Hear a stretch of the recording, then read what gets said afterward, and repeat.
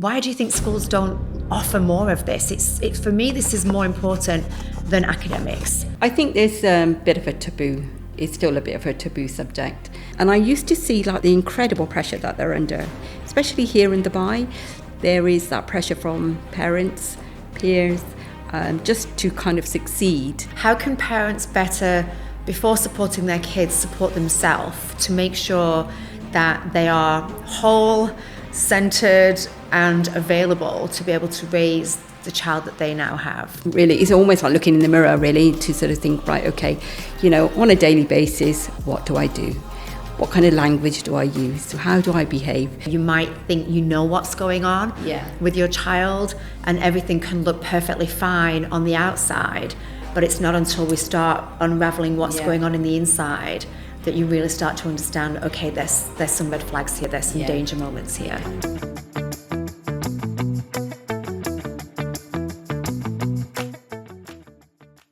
Hi everybody, and welcome to another episode of JGK Podcast, where we interview people that have inspiring stories to tell. And today's conversation is something that I am incredibly passionate about. It's something that I have been studying for years, but I've never actually had a conversation with somebody whose expertise is in this field. So I'm very excited today to have this conversation with an expert, but also a very good friend of mine. And she's not only an expert in neuroscience, she comes from an education background.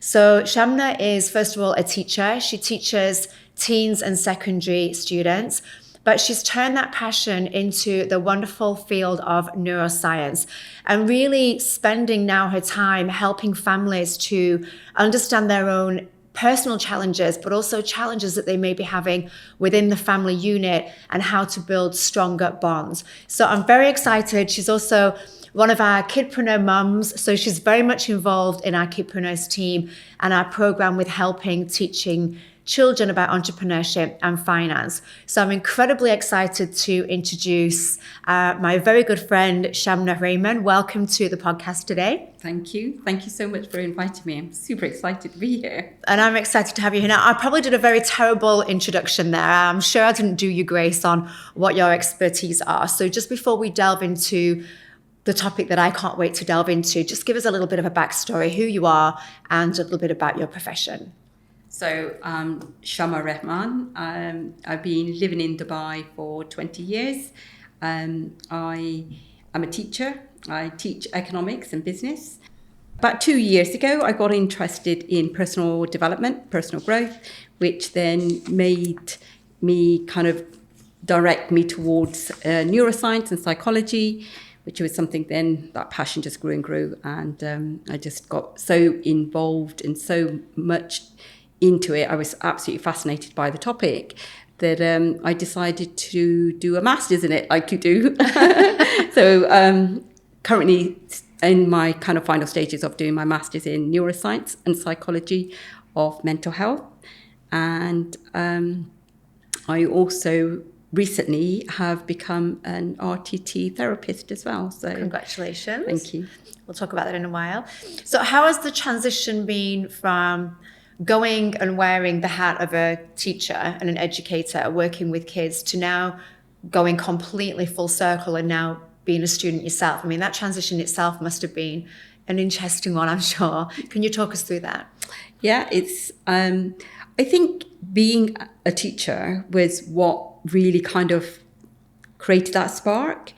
Because I teach the older students, I teach the students that are getting ready for university. So they're getting ready for their A-levels. IB, I'm an IBDP teacher. So I've always taught the olders, like 16 to 19-year-olds.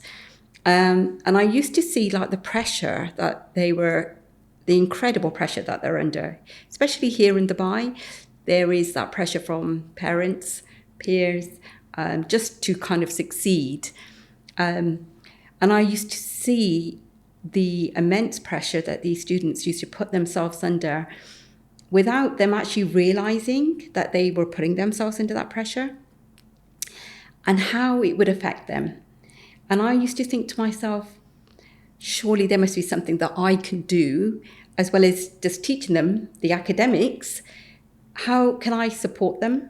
what can I do to help them with their mind, just to kind of, get them to be more relaxed, more kind of managing their time as a teacher. And because with students, we see them all the time, we see them, some of them, I've been teaching them for a number of years, so I've seen how they've kind of transitioned from young to young adults, and then all the pressure that they're suddenly under, they're having to apply for university. So that kind of created a bit of a spark. So that was interesting, that I thought to myself, surely there must be something that I can do to help them. And at the same time, my own kids were growing up as well. So my son, he's 16 now as well. And I could see that same for him as well, that he was, and I know that boys are a little bit slower in terms of development.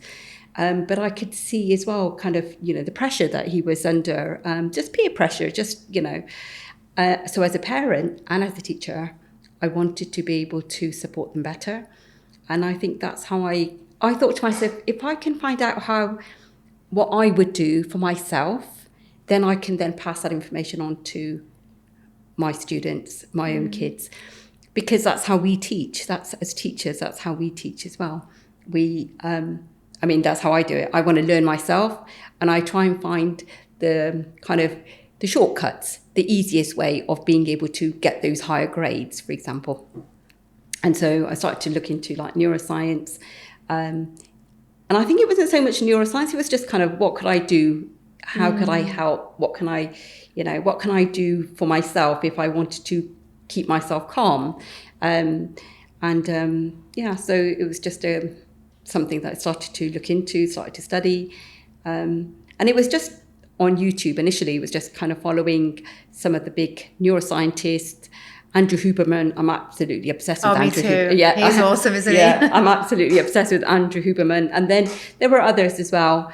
Joe Dispenza's obviously a really good one as well. And his story is so fascinating. It was so inspiring.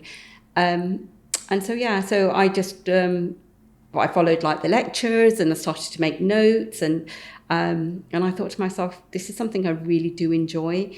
And because obviously coming from an academic background, I thought I wanted to do a master's in something, but I didn't want to do it in academics. I didn't want to do it in education. And then I just thought this would be really good. And so, I got into King's College University to do the master's. So I'm doing it's neuroscience, psychology of mental health. Incredible. This is something that I would love to see more readily talked about in schools, especially primary schools, not just for the kids, but also for the parents. Because once you've got that understanding of yourself, why do I tick? Why do I behave the way that I behave? What's going on inside? Where does this mindset that I've got now come from? Is it inherited from mom, from dad, from a teacher? It's so complex. And I think unless you really start to unravel and discover who you are as a person, especially as a parent, it's very difficult then to parent the child, because monkey see, monkey do. All we're doing is teaching our kids maybe the sides of us that need healing, and they replicate that. Yeah, exactly. And I had this conversation actually with a friend of mine who's she's a midwife, and I said to her, wouldn't it be great if when new parents are going through their prenatal classes, while we're learning about giving birth and breastfeeding and changing a diaper, wouldn't it be great to learn about, okay, let's look at you as an individual, and let's see what parts of you don't want to pass on to this beautiful baby that you love and adore, and what parts of you are you happy to pass on, and start to understand who we are as people, rather than waiting to, okay, now my son's 16, 17, he's depressed and I don't know why. Yeah. Well, we've got to go right back till maybe he was 3 or 4 and he's learnt these behaviors. Yeah. Why do you think schools don't offer more of this? It's for me, this is more important than academics. Yeah. Understanding yourself and what's going on inside far exceeds an academic level to me. Why do schools not talk about this more? I think there's a bit of a taboo. It's still a bit of a taboo subject. And I think with schools, in fairness to schools, they have like the curriculums that they've got to follow. And they're under incredible pressure as well. Teachers are. We've got to just get the students through with the curriculum. I think until the curriculum isn't changed, from the top. And I would say that Dubai is definitely changing, and around the world, not just Dubai, but around the world for sure. KHDA have introduced a new wellbeing framework, which came into effect like about 2 years ago. So the governments are definitely recognising it. And it's going to take time to filter through, but it is something which is being introduced. And the well-being is a word. The mental well-being is a word that is being bandied around a lot more now in schools. It's being used way more.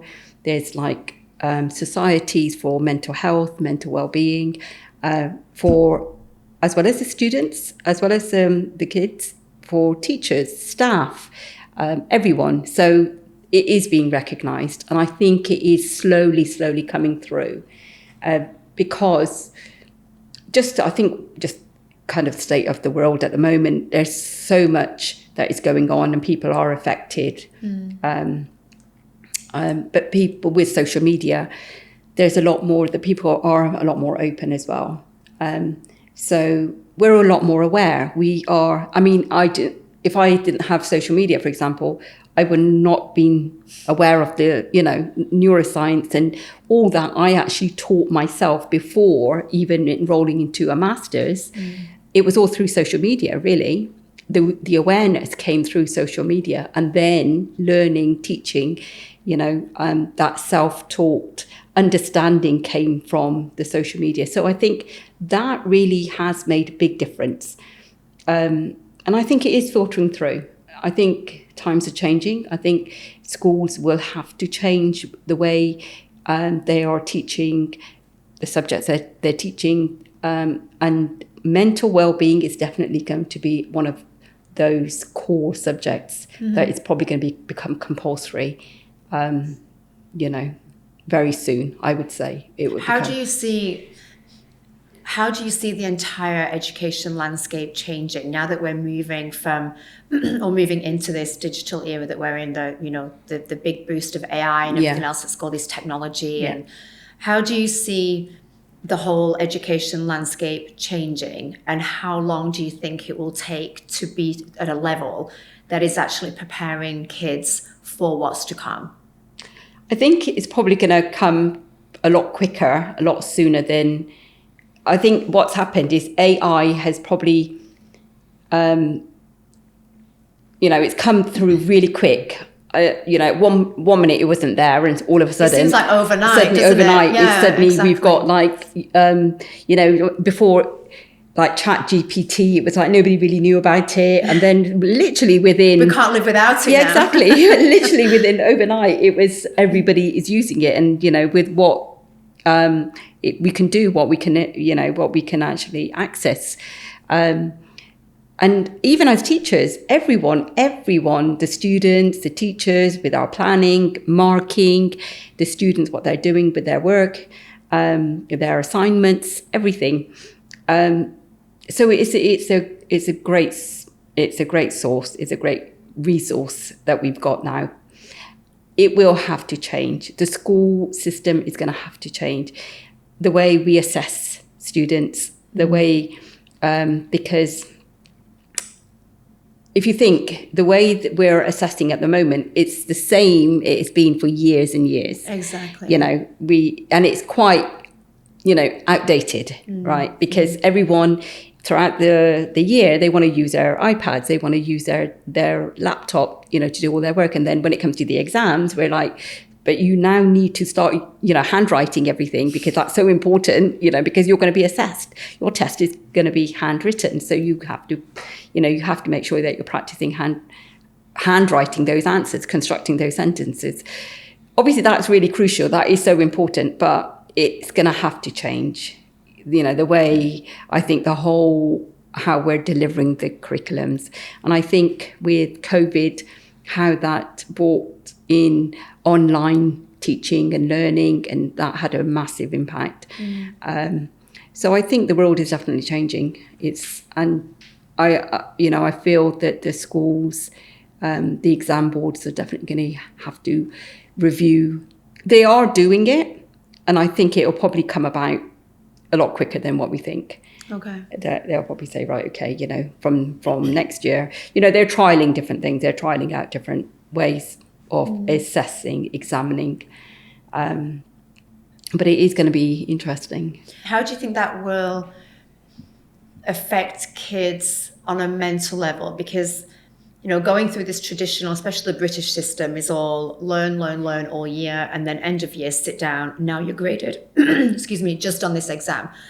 and I think the pressure that goes with that, I was always very good in school, but I fell to pieces when I had the pressure of sitting down and completing a paper. I just had a complete mind block, which I think doesn't really do justice to the student, because a student can be fantastic in their academics and their learning, but they're just not good under that level of pressure.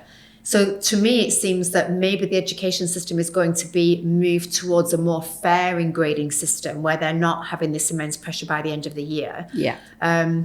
So perhaps they're graded throughout the year. They're learning, they're meeting targets, they're meeting responsibilities.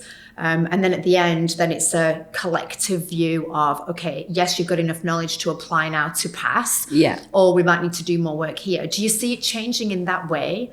Or do you think that we'll still keep some of the traditional methods that we have now for education?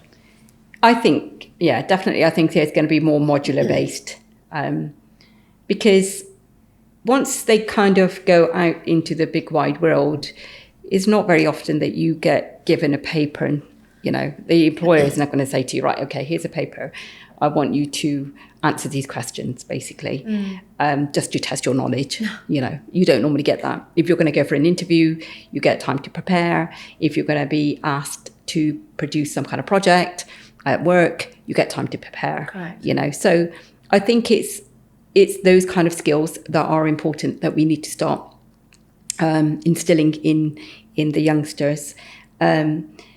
I think with the AI, they do want to just be able to use AI to get the answers. And I think what's important, the way it changes, is that we need to be able to use AI in the right way to help them to develop the right skills that they can then take forward, rather than just getting the answers and thinking, right, okay, I don't really want to do the hard work. I just want to get the answers and submit my work, and that's it, and then get like the highest grade.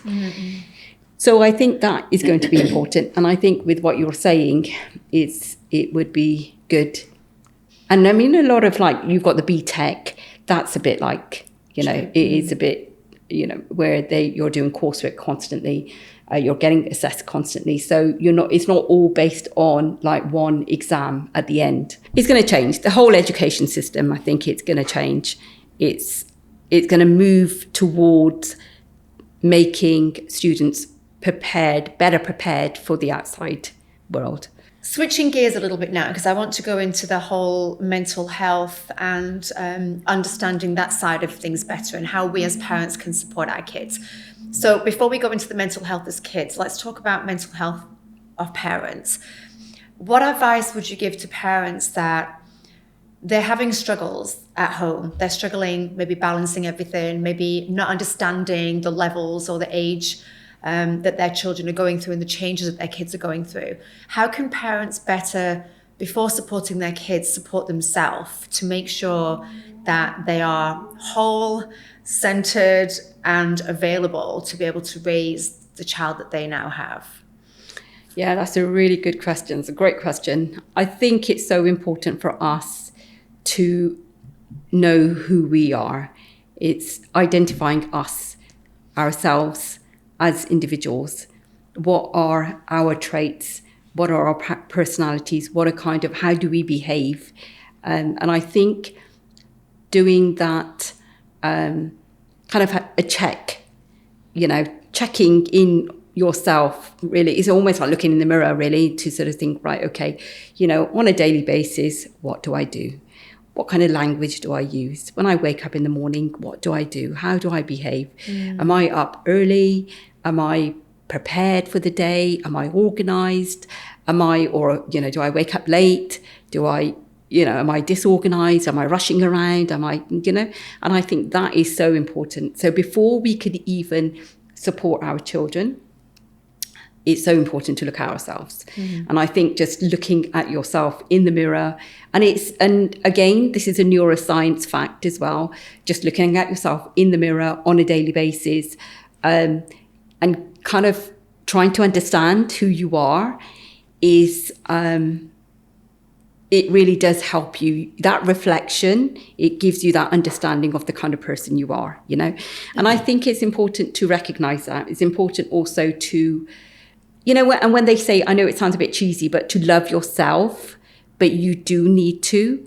And you will then, if there's things you don't like about yourself, you know then, right, okay, I need to work on this. I need to change this, because I can't tell my kids to not do this if I'm doing it. Doing it, of course. Exactly. And I think that is so important. And so I think once you start doing that, you start recognizing so many things, and you become aware.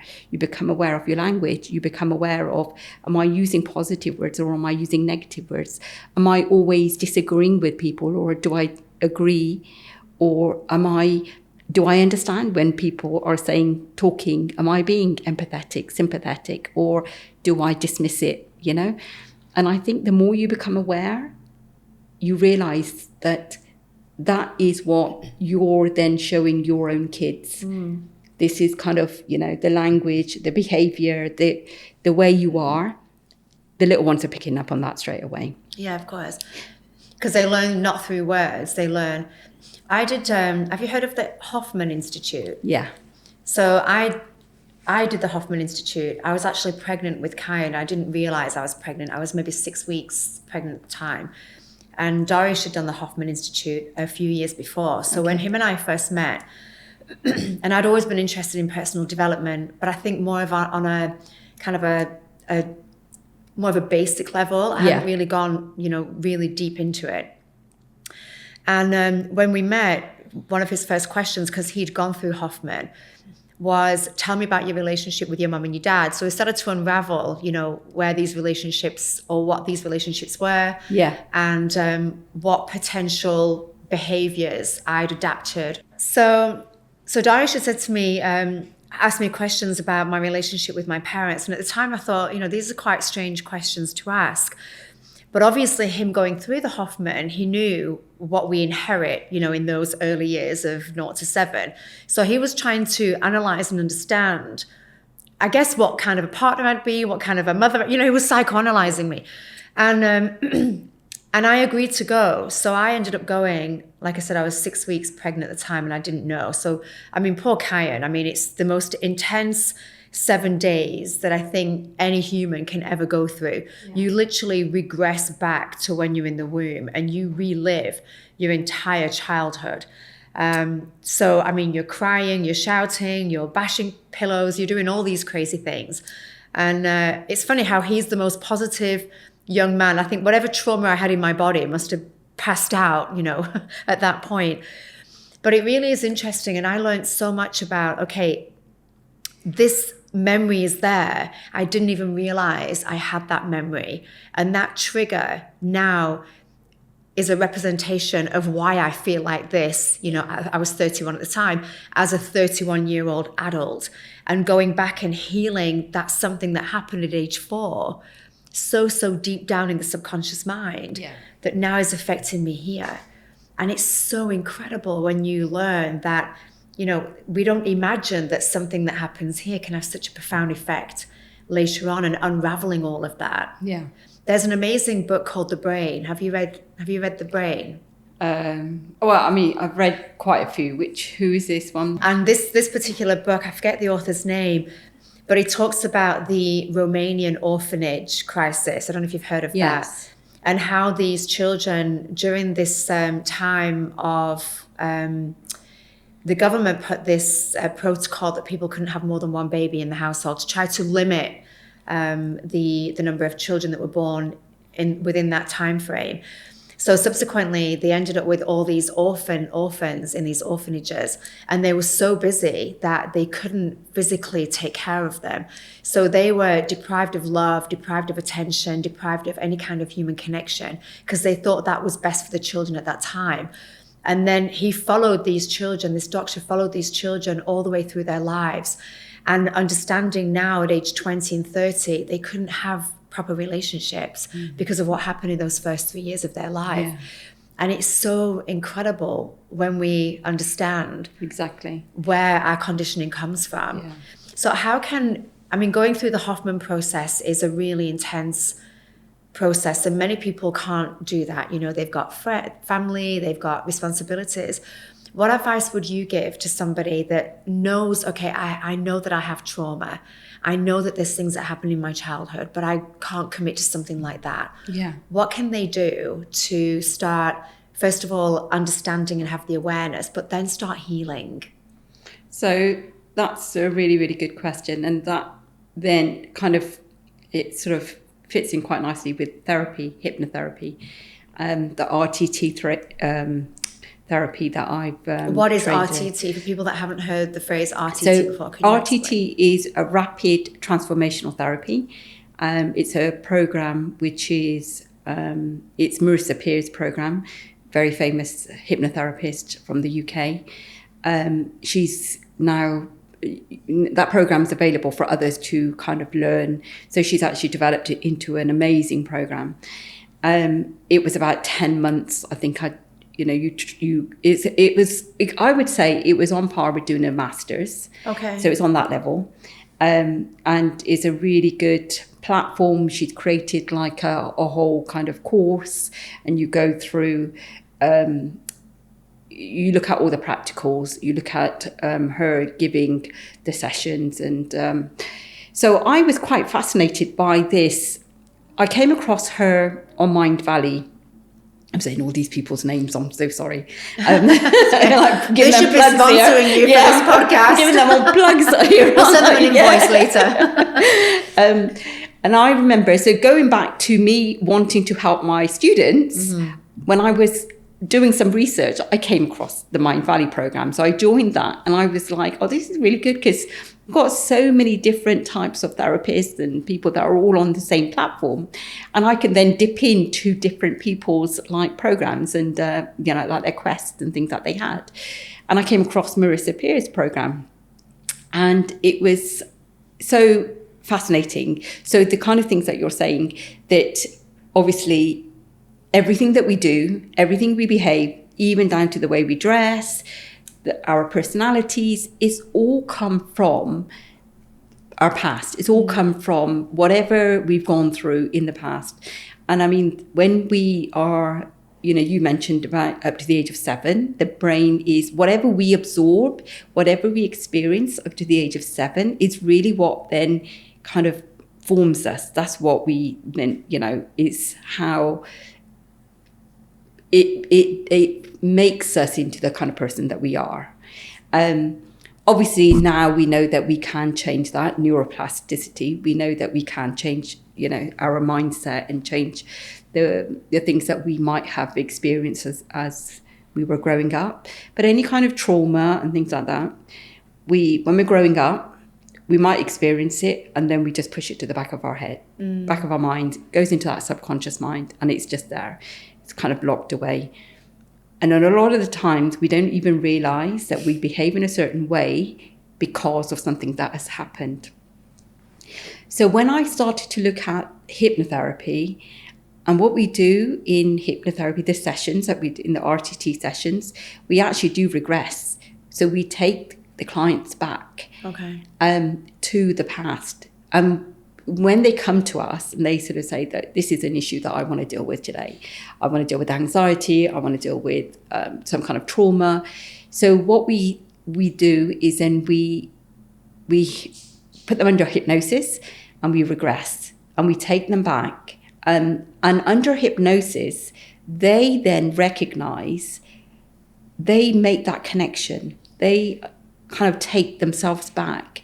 And sometimes it is when they were in the womb. Sometimes it is when they were only like 1 year old, or, they were so tiny that they would have forgotten in the normal day to day in their lives, they would have forgotten that they've experienced this.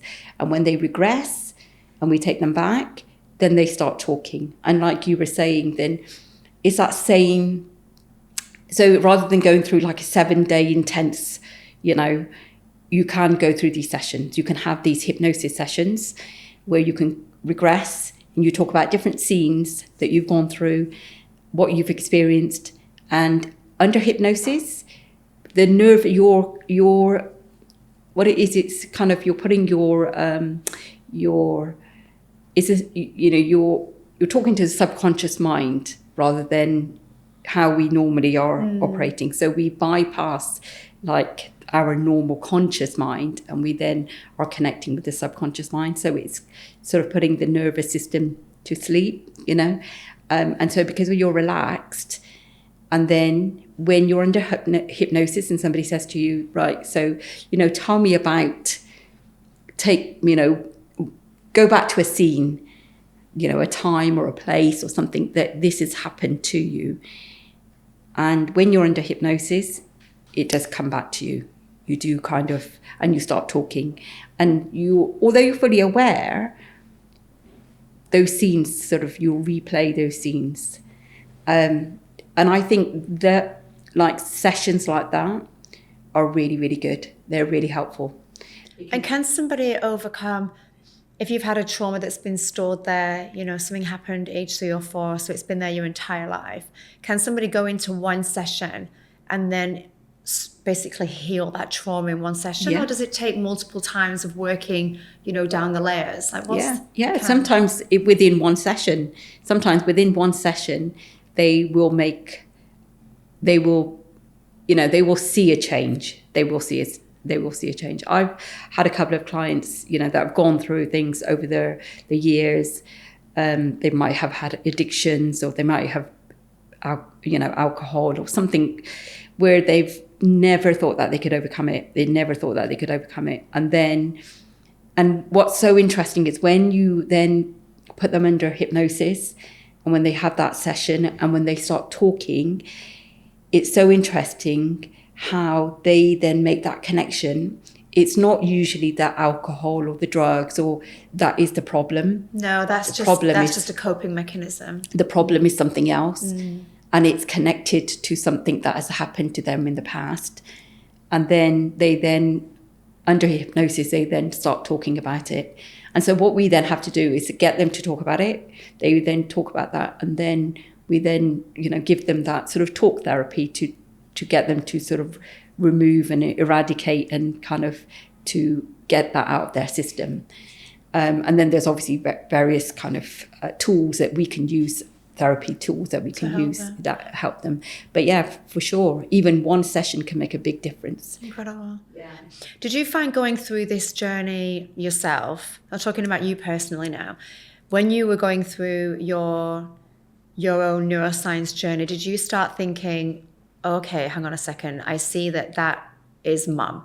I see that came from dad. How did your understanding of your relationship with your parents, because mine unraveled hugely when I went to Hoffman. Yeah. It changed my entire thought process around, my parents were, touch wood, thank God, great parents.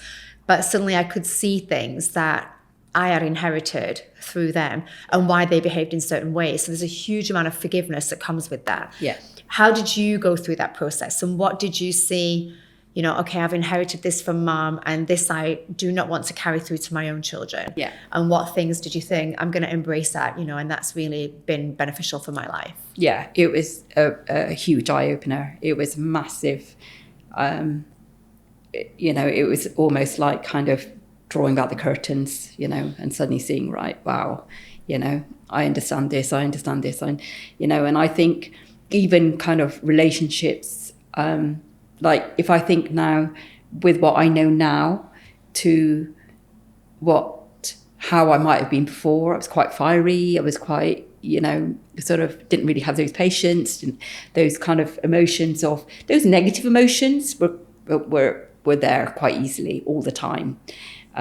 Being impatient, and who did that come from, mum or dad? It's a really good question. I would say my dad. I think my mum was very patient, and because she was sick, she was ill a lot. Okay. She had to be quite patient, and she had 5 kids to look after. Wow. Yeah, and then being sick. What was the matter with her? Arthritis. She had rheumatoid arthritis, and she got it from like the age of 30, or I think in the late 20s she had it. And then she had it for about 30 years before she then passed away. And she passed away at the age of 55. So young. So young, yeah. And then I think because Mum was ill, there was a big responsibility for me. You had to grow up quickly. And I had to grow up. Yeah, kids. exactly. And then so that kind of, and I think that tolerance for men and boys, because I had 4 brothers. Oh gosh, I can only imagine. It made it hard. It made it hard, you know. And where are you in terms of age? Second eldest. I was second eldest. So a lot came on your shoulders, and I can imagine. But yeah, like studying neuroscience and all the things that I know now, and how it just changes you. To be honest, you just are so much more aware of your emotions, the way you think. You can control it. You know, so like if there is things, you know, that might got me really either nervous or angry or annoyed, or, you know, you kind of, you see it in a different way. And I think it makes, and it's just going back to that, recognizing yourself, understanding yourself, and then thinking, do I really want to be like this? Is this how I want to be? Do I want to be different? Do I want my kids to see me in a different way? You're no longer on auto response. Yeah. I know Joe Dispenza talks about this. So in one of his seminars, he was saying people imagine that, you know, me, Joe Dispenza, has all the patience in the world. And he said, I scream at my kids sometimes and I lose it. And it's not about being perfect all of the time. It's about how quickly you can self-regulate and go back to being a normal human again. Exactly. You know, how short does the rage? You're not going to not feel the rage. Exactly. Not unless, you know, you're a Buddhist monk meditating on some beautiful mountain somewhere with nobody else around. Yeah. You'll feel the impatience and you'll feel the rage. It's about how quickly can we come back to center again, which I think is phenomenal. Yeah. And also I think that takes off the pressure a little bit than having to be, you know, super patient mom, handling everything. No, I can lose it from time to time, but I can bring myself back really quickly, and it's not going to go on and on and on. Exactly. That's it. And like, if you think with, you know, obviously this is just like a personal kind of, you know, example, what happened with, say, like Amna, you know, a few weeks ago, you know, I think if I wasn't probably the way I was, it would have been something I would have prolonged, or, you know, I would have dealt with it differently. But it could have escalated to something much bigger than it escalated into something completely different, or I would have reacted in a different way towards her. Whereas now, obviously, you know, yes, I was annoyed, I might have blown my top, but it was how quickly then I bring myself back to, you know, and bring myself back to the point where I think, right, okay, you know, that's that, it's fine, it's done. You know, right, let's just get back to, and that is the difference. I think that is the difference when you know about how to manage your mind, how to really make the most of your mind, how to benefit, you know, because I think this is the sad thing about it, is that we just don't know how to use our mind effectively. Because we're not taught that. Exactly. We don't learn this in school, and our parents didn't have the information and the knowledge. No. I think it's only now, like you said before, with social media and all this awareness that we've got constant access to, that we are starting to question, why am I like this? And how can I change? Yeah. That's the pro of the internet and social media, where we do have this information available. Let's talk about Amna. And you mentioned Amna just now, so I'd like to switch to her, because she's just this beautiful ray of happiness and sunshine and positivity, and she's incredibly in tune.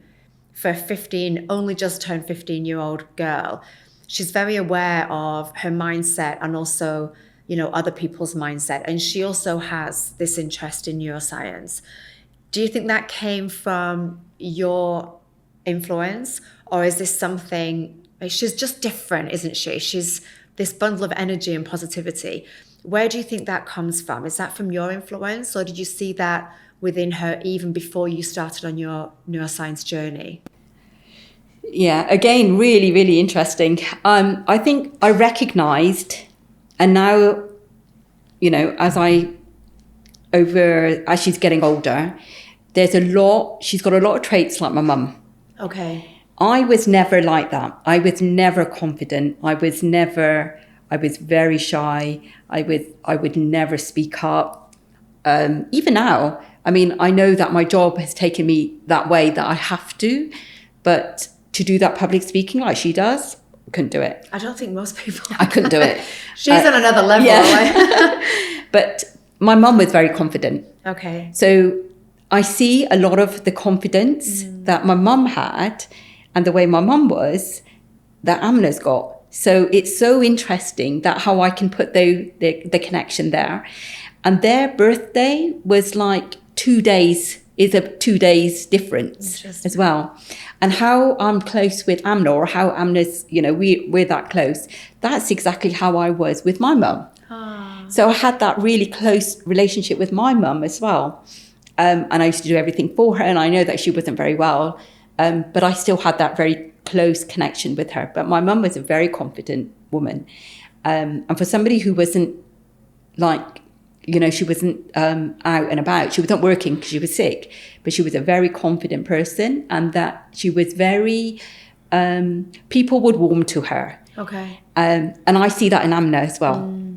So even when we're out and about, and this was the same with when I was with my mum, I wouldn't really get that kind of attention, whereas my mum would always get that attention. Right. And I see that same with Amna as well, that when we're out and about, people normally used to think I was the maid. And whereas like she would, but people warm to her. They're drawn to her. Because of the way she is and the way. So I see it's almost like a generation kind of, in the generation, it's like so the DNA's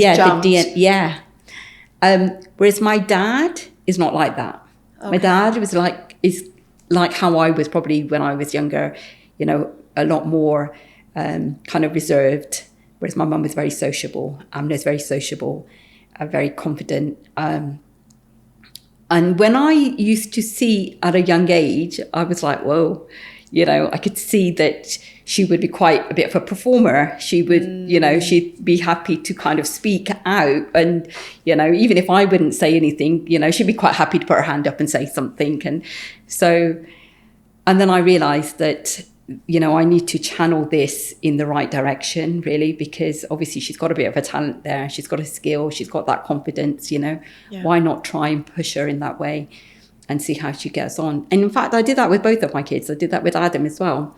But I think with Adam, because he's a boy, and as they get older, they become a lot more aware. Self-conscious. Yeah, they become a lot more self-conscious, and they're aware then how others will see them. Which again is that part of the adolescent brain development. Exactly. They're not self-conscious before, I think, the age of 13 or 14 as boys learn. Yeah. And suddenly this side comes in, and then they're all worried about what people think and being judged. Yeah, and that's it. And so that's just biology. Yes. There's no right or wrong. It's just the way the brain is. And then as soon as he kind of started to be like that, he was like, I'm not doing this anymore. He was, whereas like before they were doing commercials together. Some of the commercials, they were actually like the Yas Island one. They were both in it together. They were like in the water park, and they look similar. They're like a boy and girl version of each other, although Adam's like about 6'2" now. They used to kind of do things together, and then obviously once he got to that age, he was like, no, I'm not doing this anymore. I can't, people are just going to make fun of me. Whereas like with Amna, she just kept going.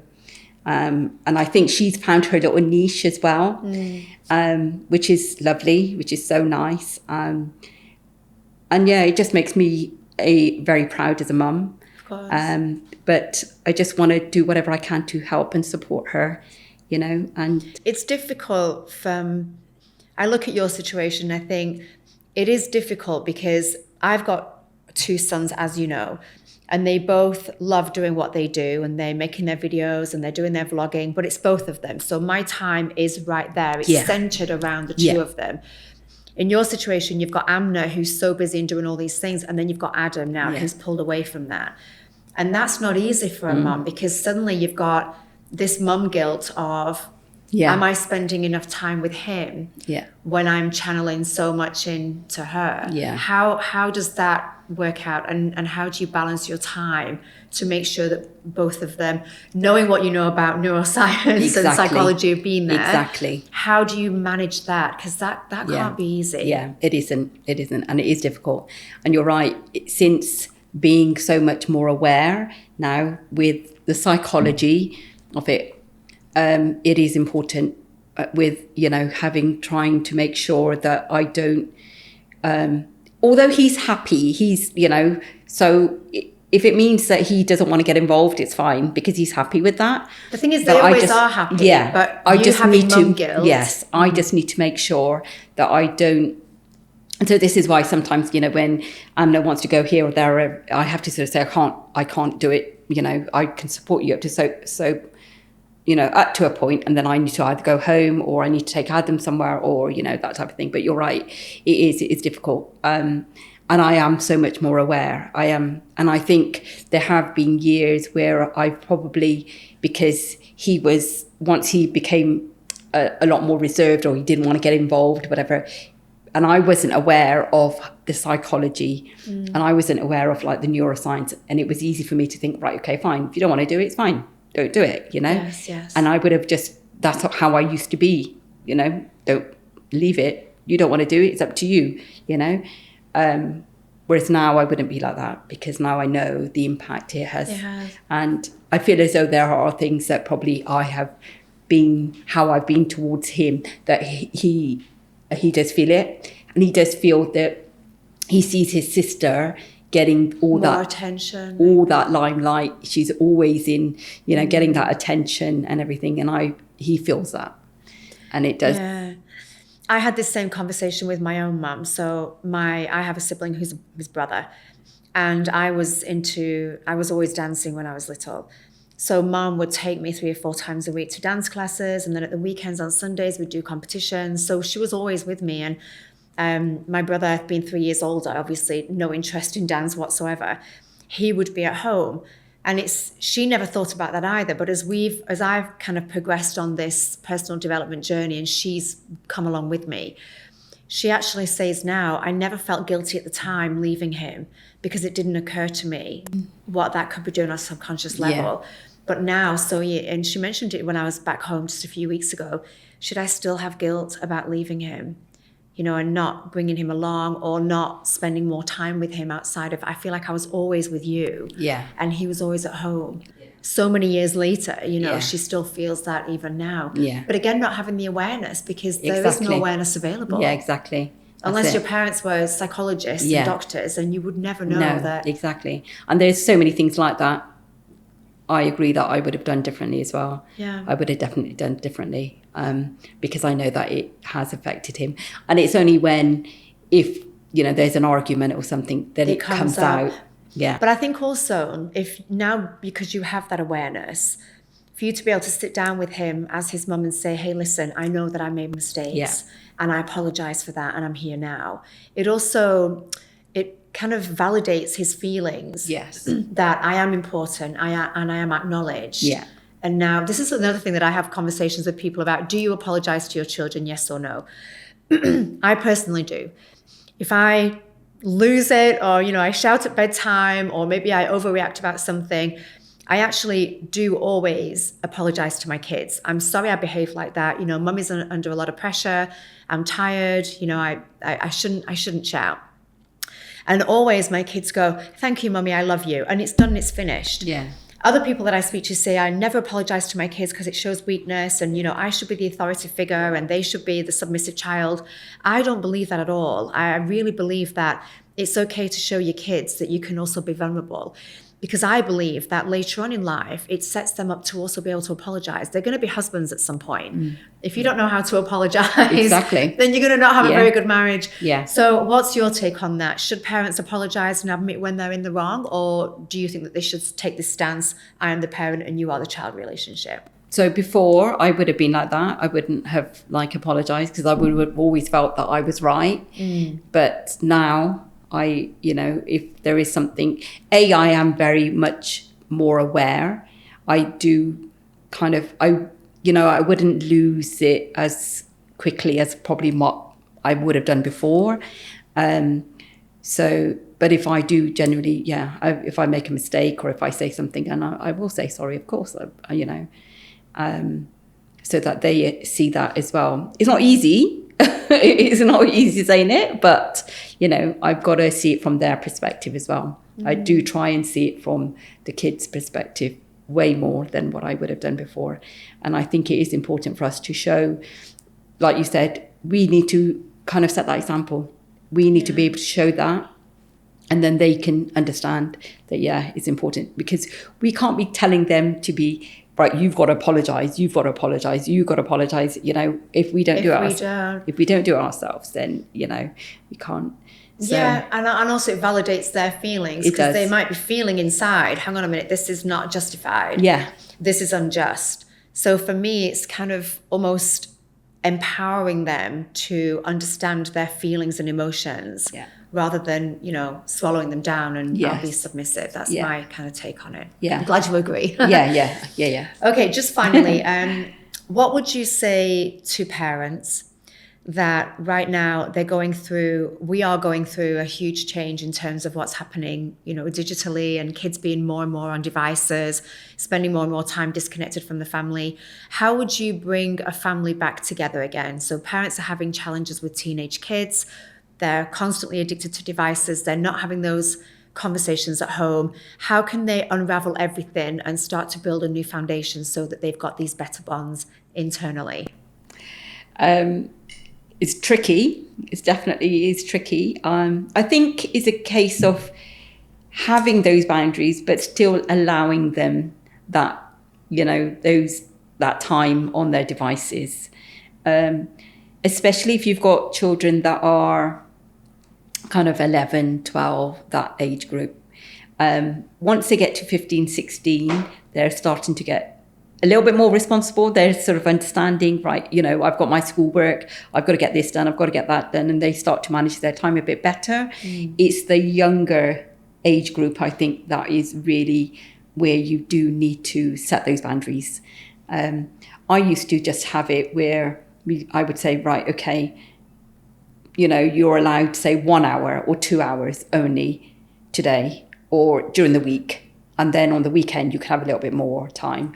Or if you got your homework done, then I might give you a little bit, say 15, 20 minutes or something like that. There would always be some kind of like a playful way of trying to get them to buy in, and then for them to understand that they need to do something, or the importance of having that boundary that they can't be using them all the time.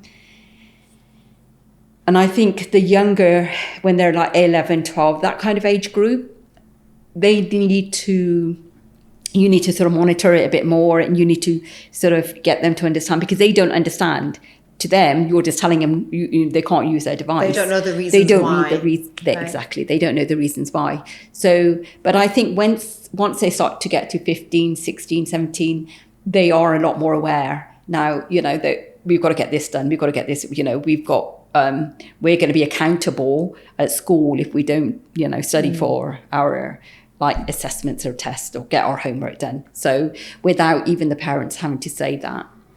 But just generally, I think it's important, things like meal times, just make sure that everyone is together and they don't have their devices. And, I'm not saying that it's always like that, but, if we can sort of try and encourage that, at the same time, it's so important that we don't have our devices with us, so that when the phone goes off, we don't pick it up, or we're not sat there having dinner answering messages. Exactly. Yeah, we have a no device policy at the dinner table with the kids, and they know. Yeah. I mean, they always try to bring it along, but this is a no device zone. Yeah, exactly. And they laugh about it now. I always say, I've only got one rule. They say, no, you've got 1,000 rules, but this is just another one. No, this is my one really big rule. Yeah. No devices at the table. Yeah. How do you see mental health being affected by social media, and how can parents put boundaries in place, or not even put boundaries in place, but have the awareness that, okay, I can see some changes now.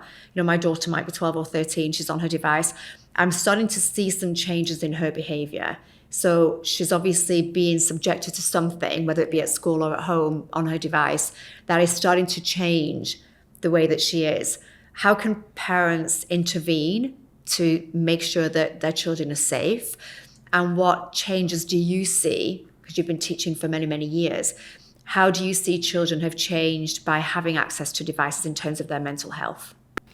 It is. I think it has affected a lot of kids and their mental health. And I, without them even realizing, they think that they're getting those dopamines and, you know, they're enjoying scrolling and, you know, but those are very cheap dopamines that they just go up and down, you know. So that fluctuation really does affect our mind. This is why it's important that when we do try and get those dopamines, we get those quality ones that last a lot longer. And on the devices, the instant gratification. It is, and it's so. I think just more awareness, really. The more awareness there is in schools, the more aware the parents are. If they can then kind of bring that with, you know, backed up with some kind of like facts and data and, you know, the impact it can have. I think that is important. But I think you've got to lay down those boundaries at home. You've got to lay down those kind of rules, right? Okay, this is what, you know, is acceptable. This is what isn't acceptable. And I mean, in terms of if you see changes or if you see as a parent, you do need to investigate. You need to get in there and find out, what's going on. Did you watch Adolescence? I've heard about it. And it's all about a boy who, I think he's 12 or 13, and he gets some online bullying, and subsequently he stabs a girl and he kills her. It's fictional, but there's a lot of talk about, you know, the parents. It looked like a normal family. They sit down for dinner, they have communications, but the parents didn't know what was really going on inside his mind and obviously on his device, and he's charged with murder. And is it a true story? No, it's not. It's but it's. But then there's a lot of cases like that as well. Yeah, the director of it has said, really, he produced it to bring light to parents to say, you might think you know what's going on with your child, and everything can look perfectly fine on the outside, but it's not until we start unraveling what's going on in the inside that you really start to understand, okay, there's some red flags here, there's some danger moments here. Yeah. But I think as a parent, you know, you should. Well, that's the thing. Maybe you don't. Yes. And it looks like, that's the whole thesis of this program, is that it looks like everything's fine. You think you know, but actually you're not having, when do we have those deep, deep conversations? For me, with my two boys, my deep conversations, when I really find out what's going on and what's happening, is at bedtime. During the day, you know, they don't really open up. After school, how's school? Fine. What did you do? Nothing. It was boring. Yeah. But when it comes to bedtime, that sort of 30 minutes during bedtime routine, and then laying in bed, you know, for snuggles, obviously not with my older one who's 17, but with the little one, that's when everything comes out. So I think also as a parent, it's finding and understanding. For some parents, it's the drive home from school. Yeah. You know, in the car for those 20, 30 minutes, that's the chat time. And I think also for parents, it's about understanding your kids and finding out throughout the day what is their sweet spot for being able to communicate. Yeah. And then making sure that during that time, that's you're when present. you're really present. Yeah, definitely. But that's a really good point, that how do you know then, you know, that is. And unless you've got that communication, you wouldn't know. No, exactly. So you do need to have that open dialogue. You do need to have that understanding, and also that they should be able to come to you as parents, you know, knowing that if they come and say something, that you can give them the time and you space. Can give them the time, and also that understanding as well, that, you know, it, you know, they might tell you something that you think, oh my God, you know, but and then you need to think, right, how will I deal with this, you know? Or sometimes they might be crying out for help, you know, and you've got to kind of try and see if you can identify those signs, because they're not going to let you know, you know. And as parents, I think because we're all so busy all the time, rushing around, you know, I think sometimes if you can just sense something, stop and then dig into that intuition. Yes. And also being expats here, I guess at home you've got the grandparents, the aunts, the uncles. It's this tribe that's all looking out for each other's children. Here we're a lot more fragmented, where a lot of it falls on usually the mum, or of course the father. But you know, one of the parents in the house is primarily more with the kids, while the other one might be, you know, working. That's it. Amazing. Wow, thank you so much. I think we need to do a part 2. Yeah. I think what we should do from here is ask questions, you know, what do people want to know more about when it comes to psychology and, definitely. you know, how to build those bonds. Fascinating. Thank you so much for sharing with us. Thank you for inviting me. It was amazing. It was My pleasure. Amazing. Yeah, very incredible. Good. Such insightful. Wow, could have spoken for hours. You know, it's an ongoing topic of how do we as parents make sure that we give the full support to our children and hold the space so they can grow into functional, happy, healthy humans. Thank you so much for watching, and we will see you next time.